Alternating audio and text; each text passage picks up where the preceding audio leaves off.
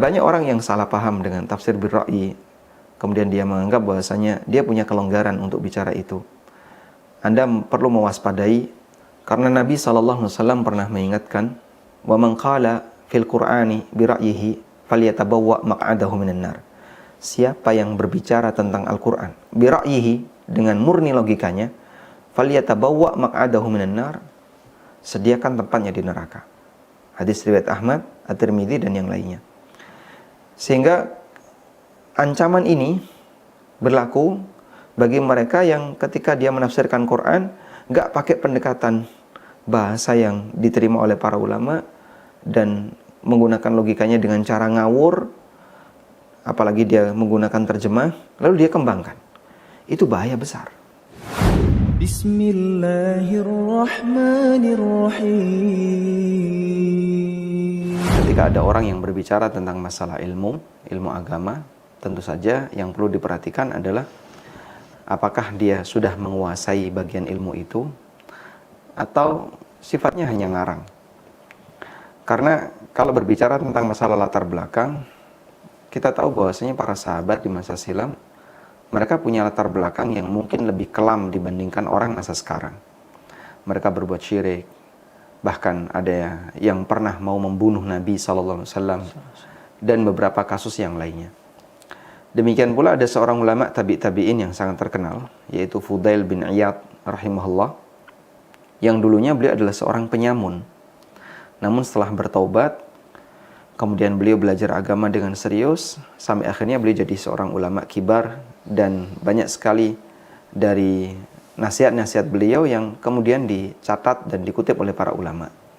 Sehingga masalah latar belakang kita tidak berkepentingan dengan itu. Artinya sepanjang orang itu bertobat dari tindakan maksiat yang dulu pernah dia lakukan, kemudian dia mendekat ke agama dan mau belajar serius, mungkin saja dia menjadi tokoh agama, atau mungkin saja dia menjadi seorang dai yang bisa menyampaikan agama.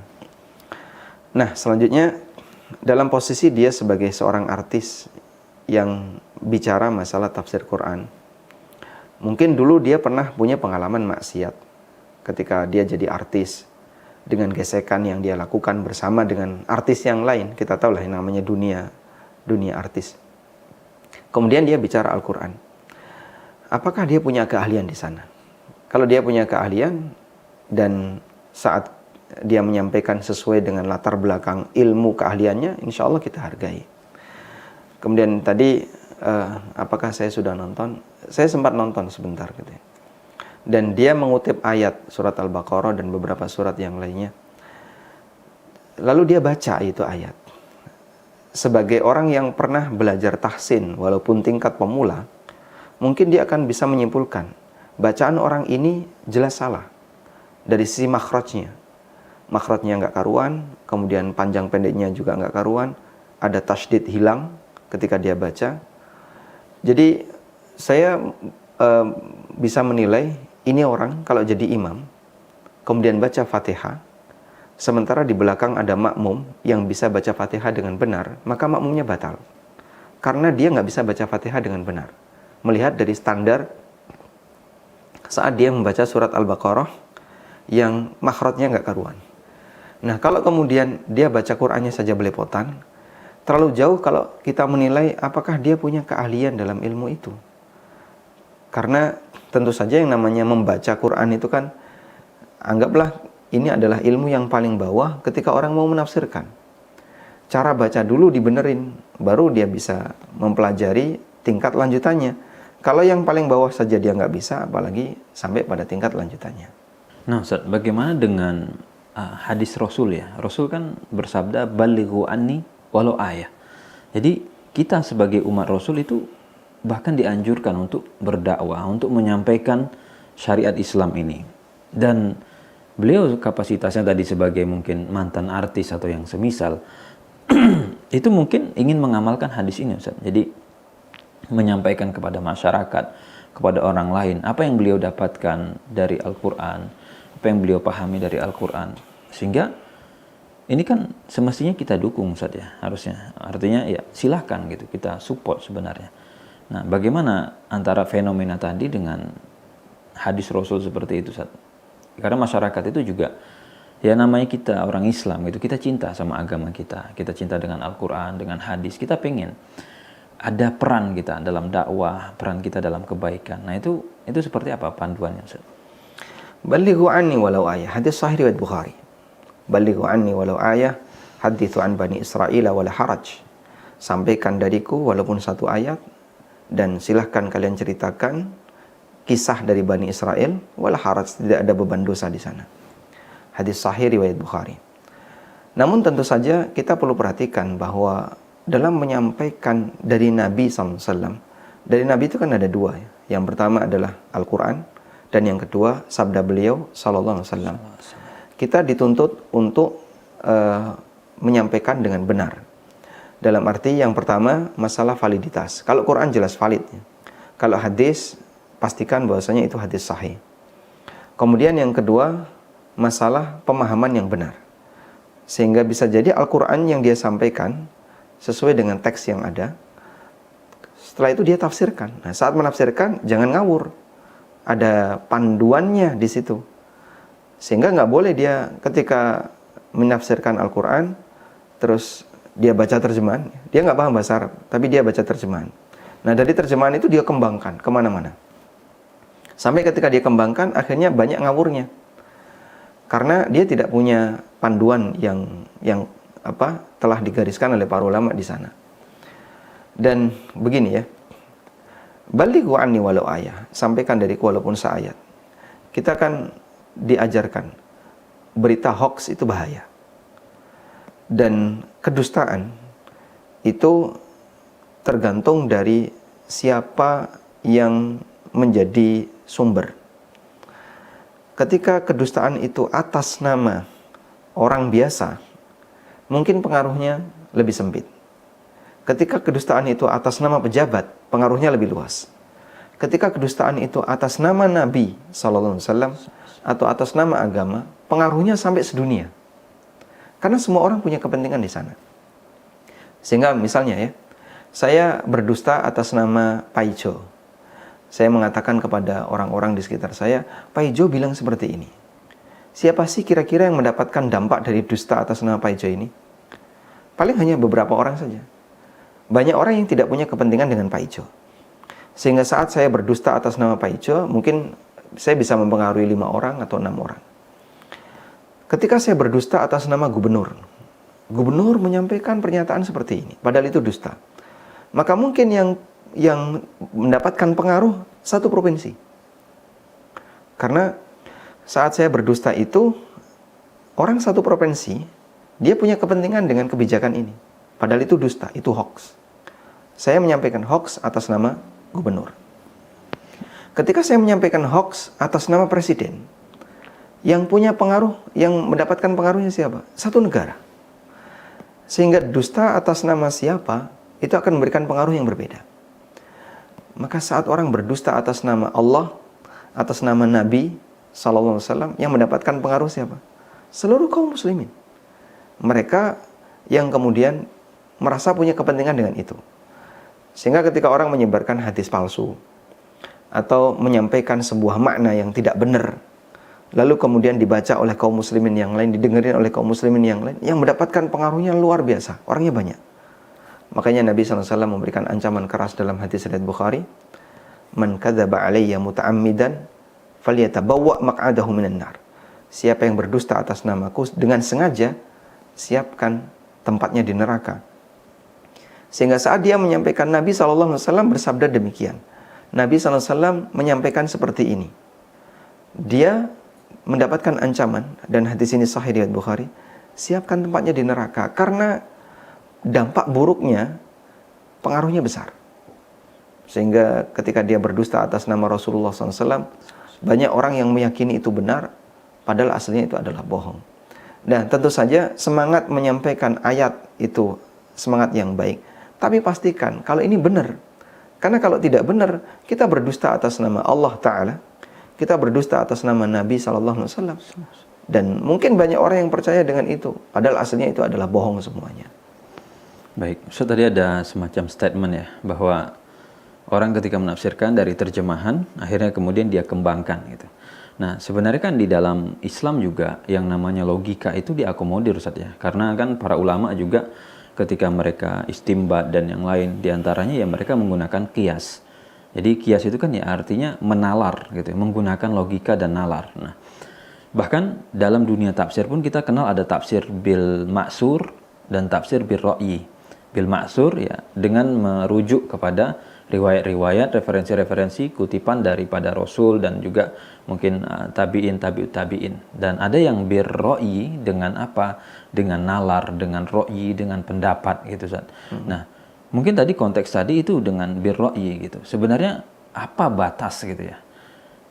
Untuk kita tahu ini tuh batas ro'i, batas nalar, logika yang benar nih dalam memahami Al-Quran atau menafsirkan Al-Quran. Dan bahkan mungkin ulama juga punya karya-karya yang mana ini tafsir dia bil ro'i, bukan bil maksur, karena nggak mencantumkan kutipan-kutipan.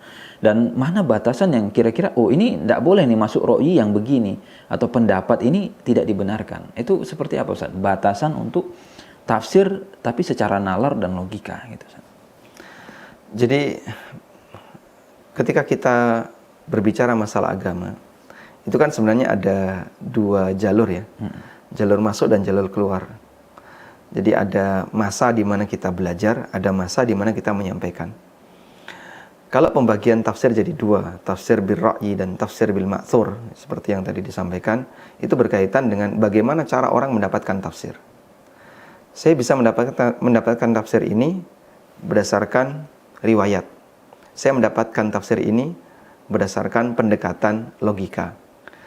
Itu cara orang mendapatkan tafsir. Kemudian cara orang menyampaikan tafsir nanti beda lagi. Meskipun bisa juga terpengaruh oleh cara dia mendapatkannya. Jadi pembagian tafsir terbagi menjadi dua. Ini dilihat dari cara mendapatkannya. Tafsir bil ma'thur dan tafsir bil ra'yi. Bil ma'thur artinya berdasarkan athar. Berdasarkan athar berarti dia hanya menyampaikan tafsir orang dulu. Puncaknya Rasulullah SAW. Lalu kemudian generasi sahabat dan tabi'in. Itu yang paling sering diakui. Demikian pula ulama-ulama generasi setelahnya. Sehingga kalau saya misalnya menyampaikan Ibnu Abbas menafsirkan seperti ini. Kemudian Ikrimah menyampaikan seperti ini. Sa'id bin Jubair menyampaikan seperti ini. Mujahid menyampaikan seperti ini. Ini tafsir bil ma'thur.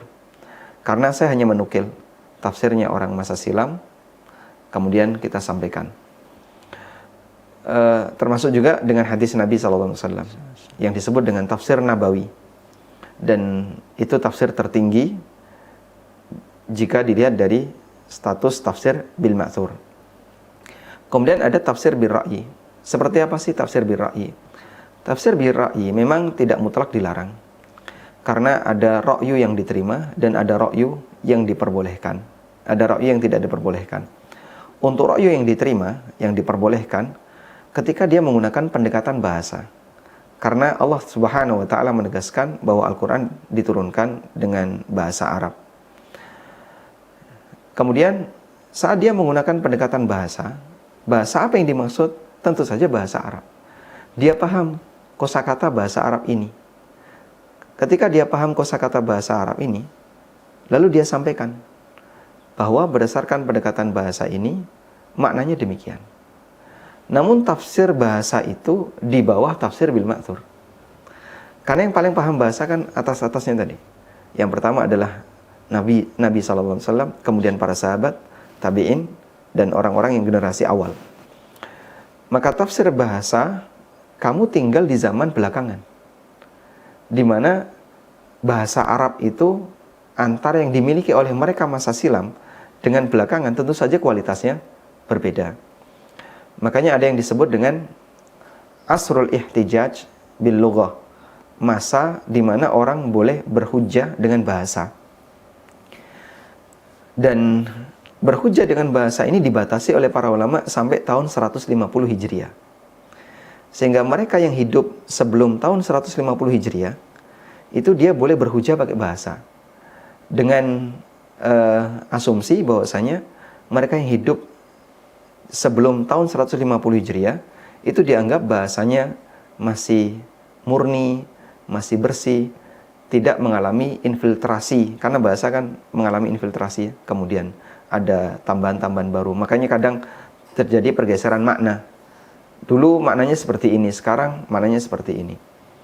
Itu contoh pendekatan bahasa. Sebagai contoh dalam ayat, misalnya kata walad. Allah Ta'ala berfirman, yusikumullahu fi auladikum lidzakari mithlu hadzil unthayain. Allah mewasiatkan kepada kalian untuk aulad. Aulad itu bentuk jamak dari kata walad. Kata walad di masa silam itu berlaku untuk anak laki dan perempuan. Tapi di masa sekarang, kata walad itu hanya dimaknai untuk anak laki-laki. Maka orang Arab kalau sekarang bertanya, kam indakum minal walad? Berapa kamu punya walad? Maka walad di situ artinya anak laki-laki. Anak laki-lakimu berapa? Karena nanti untuk anak perempuan punya istilah sendiri. Itu contoh terjadi pergeseran. Nah, batasan yang diberikan oleh para ulama tahun 150 tadi. Siapa yang hidup sebelum tahun 150, dia boleh menyampaikan tafsir berdasarkan pendekatan bahasa, sehingga diakui bahasanya bahasa ini masih sesuai dan sejalan dengan salikatul lughah, insting bahasa yang berlaku di masa silam. Tapi kalau orang belakangan, saya menafsirkan ini dengan demikian. Ini bahasa yang sudah banyak kecampuran dengan aneka infiltrasi tadi, tidak diterima. Selanjutnya, yang masalah itu adalah begini. Ada orang yang nggak bisa bahasa Arab, dia nggak ngerti bahasa Arab. Kita sangat yakin ini orang nggak bisa bahasa Arab. Buktinya dia baca Quran aja nggak bisa. Tapi kemudian dia baca terjemah. Nah, ketika dia baca terjemah, dia pakai pendekatan terjemah tadi, ngalor ngidul, dia kembangkan dari terjemah tadi. Inilah yang dimaksud dengan murni birra'yi yang bermasalah. Andaikan dia pakai pendekatan bahasa aslinya yaitu bahasa Arab, mungkin masih bisa kita terima. Tapi kalau sudah pakai pendekatan terjemah, ini ngawur. Pakai pendekatan terjemah itu kan sama dengan saya bicara, sudah didengar oleh si A, terus si A kembangkan pakai bahasa Indonesia. Dan ini ngawur aslinya. Bukan seperti ini yang dimaksud dengan tafsir birra'yi pendekatan bahasa, karena dia menggunakan teks terjemah. Dan banyak orang yang salah paham dengan tafsir birra'yi, kemudian dia menganggap bahwasanya dia punya kelonggaran untuk bicara itu. Anda perlu mewaspadai, karena Nabi SAW pernah mengingatkan, wa man qala fil Qur'ani bira'yihi falyatabawwa maq'adahu minan nar. Siapa yang berbicara tentang Al-Qur'an bira'yihi, dengan murni logikanya, falyatabawwa maq'adahu minan nar, sediakan tempatnya di neraka. Hadis riwayat Ahmad, At-Tirmidzi dan yang lainnya. Sehingga ancaman ini berlaku bagi mereka yang ketika dia menafsirkan Quran nggak pakai pendekatan bahasa yang diterima oleh para ulama dan menggunakan logikanya dengan cara ngawur, apalagi dia menggunakan terjemah lalu dia kembangkan. Itu bahaya besar. Dan salahnya lebih dominan daripada peluang benarnya. Andaikan benar saja, sampai ulama mengatakan, andaikan ada orang yang menafsirkan Quran ngawur, tapi itu benar, tetap salah. Kenapa? Karena ngawurnya itu menyebabkan dia dalam posisi dia akan sembarangan ketika menafsirkan yang lain. Karena ngawur itu tetap nggak boleh, walaupun bisa jadi hasilnya benar. Itu kan, benar kan? Padahal saya tadi ngawur, tetap nggak boleh. Bahaya kamu. Coba tadi kalau kamu ngawur kemudian meleset salah, kan bahaya. Maka yang namanya ngawur tidak bisa kita sebut sebagai tafsir birra'yi yang diterima, tapi ini tafsir yang dilarang. Dan Nabi SAW memberikan ancaman tadi. Baik, apa nasihat Ustaz untuk masyarakat ya secara umum? Karena memang kalau kita bicara kajian tentang tafsir dan bicara tentang pembahasan Al-Quran, itu adalah sesuatu yang memang diterima oleh masyarakat secara umum. Nah, mungkin Ustaz ada nasihat atau tips, mungkin bisa untuk ibu-ibu atau untuk bapak-bapak, untuk masyarakat secara umum, apa yang mereka harus perhatikan saat mereka ingin belajar tafsir Al-Quran, atau mungkin ketika mereka ingin menghadiri kajian Al-Quran. Apa ia harus sampai nanya, mohon maaf Ustaznya bisa bahasa Arab enggak? Kan kayaknya kok enggak pantas gitu ya. Nah, kira-kira apa nasihat secara umum Ustaz untuk mereka tadi, masyarakat kita? Penting untuk Anda perhatikan bahwa saat Anda hadir di kajian, bahwa Anda tidak sedang menikmati retorika, bukan mencari retorika, tapi yang Anda cari adalah ilmu. Kalau Anda berada di forum motivator atau coach dan seterusnya, Anda bolehlah menikmati retorika, mereka mencari retorika, belajar retorika, silahkan. Tapi kalau di majelis ilmu, yang Anda cari seharusnya adalah ilmu. Dan ilmu itu artinya adalah Al-Quran, hadis Nabi SAW, dan penjelasan para ulama. Dari titik ini, terkadang ada orang yang hanya terpengaruh disebabkan karena kehebatan retorika pembicara. Ibnu Mas'ud radhiyallahu anhu pernah menyampaikan, dan pernyataan beliau ini disebutkan oleh Al-Bukhari dalam Adabul Mufrad. Beliau mengatakan, antum fi zamanin katsirun fuqaha'uhum qalilun khutaba'uhum. Kalian berada di satu masa di mana ulamanya banyak, tapi yang pintar bicara sedikit. Wa sayati zamanun, dan akan ada zaman katsirun khutaba'uhum qalilun fuqaha'uhum, di mana yang pintar bicara banyak, tapi ulamanya sedikit. Bisa jadi zaman itu sedang kita hadapi. Sehingga yang perlu diperhatikan, kalau kemudian kalian hadir di forum kajian, Anda itu sedang nyari ilmu, bukan nyari retorika. Bisa jadi ada orang yang lebih pintar retorika daripada seorang ulama, tapi ngawur semuanya. Ini sangat bahaya. Terus kira-kira batasnya gimana? Ilmu itu kurang lebih punya standar. Dan semua ilmu itu diakui di masalah keahlian. Sehingga misalnya masalah kesehatan, yang punya hak untuk bicara siapa? Yang ahli di bidangnya. Seorang dokter misalnya. Masalah bangunan misalnya. Siapa yang punya hak untuk bicara tentang masalah bangunan? Orang yang ahli di bidangnya. Sehingga semua disiplin ilmu, keahlian itu dihargai. Tapi yang sangat aneh, ilmu agama, masalah keahlian ditinggalkan. Sehingga orang sudah tidak lagi menghargai ini punya keahlian atau tidak, latar belakangnya kayak gimana. Ya setidaknya lihatlah latar belakangnya. Dia ini belajarnya kapan? Belajarnya di mana? Kemudian beberapa rekaman yang sudah ada, ini kira-kira bisa dipertanggungjawabkan ya penyampaian seperti ini. Dengan demikian kita bisa memahami ini layak dijadikan sebagai guru atau tidak. Muhammad bin Sirin rahimahullah pernah menyampaikan satu kaidah. Al-ilmu minad din, fandur amman ta'khuduna dinakum. Ilmu itu bagian dari agama. Karena itu perhatikan dari mana kalian mengambil agama kalian. Baik, mungkin ini untuk dari sisi pembicara Ustaz ya, atau dari sisi orang yang dipandang berilmu, atau mungkin dia ditanya oleh masyarakat. Seandainya nih, kita nggak tahu tafsir satu ayat tertentu, kemudian ada yang bertanya, apa sikap yang tepat bagi kita menghadapi pertanyaan itu? Apakah kita mendiamkan atau bagaimana? Atau kita boleh bacakan tadi terjemahan dan yang lainnya Ustaz? Di posisi kita nggak tahu tafsir ayat ini itu kira-kira yang pas seperti apa. Ada sebuah riwayat dari Imam Az-Zuhri bahwa Abu Bakar As-Siddiq radhiyallahu anhu pernah ditanya tafsir sebuah ayat, wa fakihatan wa abba. Apa makna abba? Lalu Abu Bakar As-Siddiq mengatakan, ayu ardin tukilluni wa ayu sama'in tudhilluni in qultu fi kitabillah ma laysa li bihi min ilm. Bumi mana yang bisa aku pijak? Langit mana yang akan menaungiku? Kalau sampai aku berani berbicara tentang kitabullah, tentang Al-Quran, sementara aku nggak punya ilmunya. Masya Allah, ini setingkat Abu Bakar As-Siddiq. Sehingga ketika beliau ditanya dan beliau nggak paham, beliau nggak berani jawab. Dan beliau ketakutan, kalau saya sampai jawab, saya ini berada di dalam kerajaan Allah, di bawah langit, di atas bumi.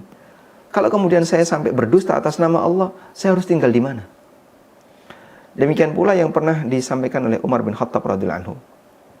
Beliau pernah ditanya tentang ayat tertentu dan beliau nggak bisa jawab. Lalu beliau mengatakan, nuhina anit takalluf. Kita dilarang untuk takalluf, membebani diri, menyampaikan sesuatu yang kita tidak punya ilmunya. Karena orang kalau tidak punya ilmunya, nanti dia pasti ngawur. Dan saat dia ngawur, dia akan mempertahankan gimana sih biar retorikanya bagus. Yang penting bisa diterima, padahal ngawur. Dan itu akan membebani dirinya. Sehingga waspada bagi Anda yang tidak tahu, ya katakan saya tidak tahu.